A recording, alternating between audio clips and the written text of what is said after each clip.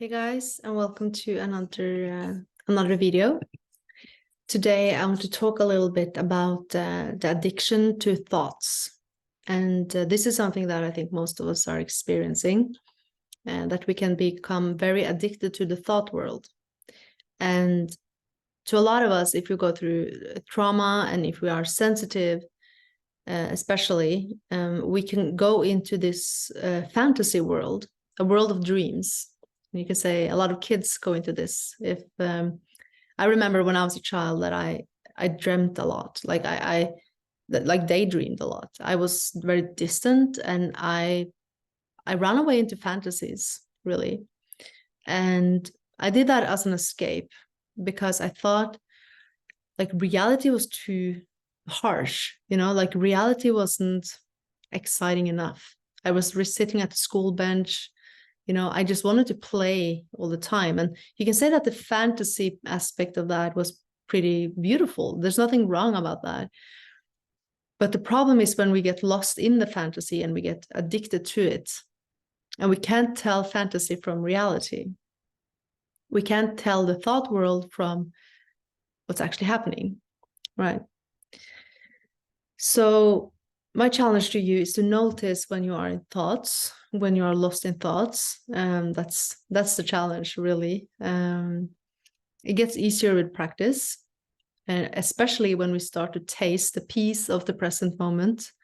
That becomes like a carrot to keep letting go of fantasy.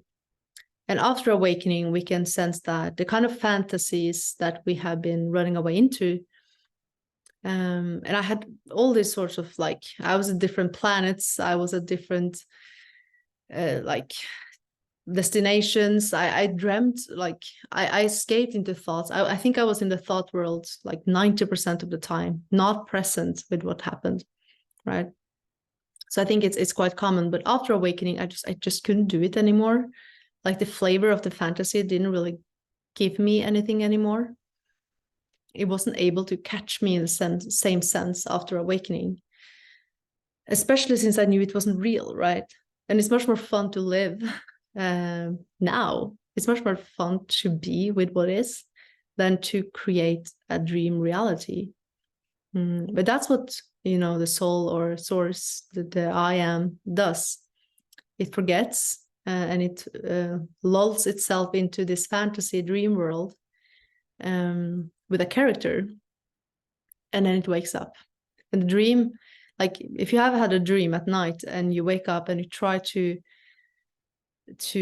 continue the dream when you are awake, it's really challenging. Like it's not going to last for long, right? It's you're awake, so it won't matter anymore.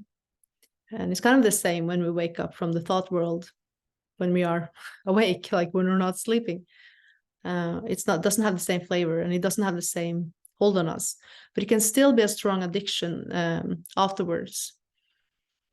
In like a post-awakening phase, it can be a strong pull into the thought world, into stories about who we are, especially if there's a lot of pain of letting go. It can be a lot of pain of letting go because it's been our reality. It's been the fundament. It's been sort of the floor we've been standing on. It can feel like a rug pull when we wake up and realize that the whole paradigm that we held is just a set of thoughts. It has nothing to do with the here and now of what's actually happening. It's very liberating, but it's also, it can come with a lot of grief and a lot of like we have to surrender and let go of attachments. So if you are really addicted to thoughts, I recommend that you notice that you're often pulled into the thought world. And if this happens unconsciously, because if you have to use the mind in a situation, that's fine. It's like, it's not going to do anything to you, hopefully. But if you're unconsciously and unwillingly being pulled into the mind world, I recommend that you start to notice your presence more and more without the thoughts, in the here and now. And yeah, that's what I had for today. And leave me a comment below. Let me know how this resonates. And until next time, much love and namaste.